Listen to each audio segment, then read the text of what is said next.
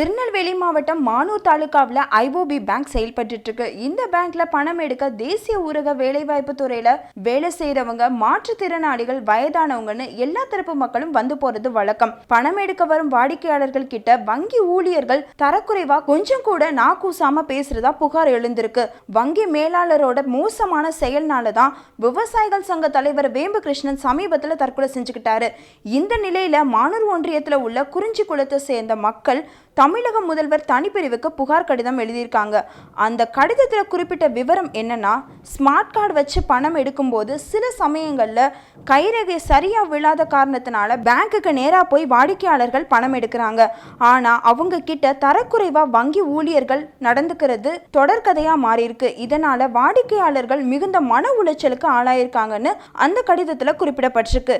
இதனால Manur IOB bank manager cashier Sundaram Pillai மற்றும் office boy மீது சட்ட ரீதியா நடவடிக்கை எடுக்கணும்னு வலியுறுத்தப்பட்டிருக்கு. வங்கி ஊழியர்களுக்கு எதிராக ஊர் மக்கள் ஒட்டுமொத்தமா சேர்ந்து முதல்வரோட தனிப்பிரிவுக்கு புகார் கடிதம் எழுதினதுனால இந்த செயல் பெரிய பரபரப்பை ஏற்படுத்தியிருக்கு.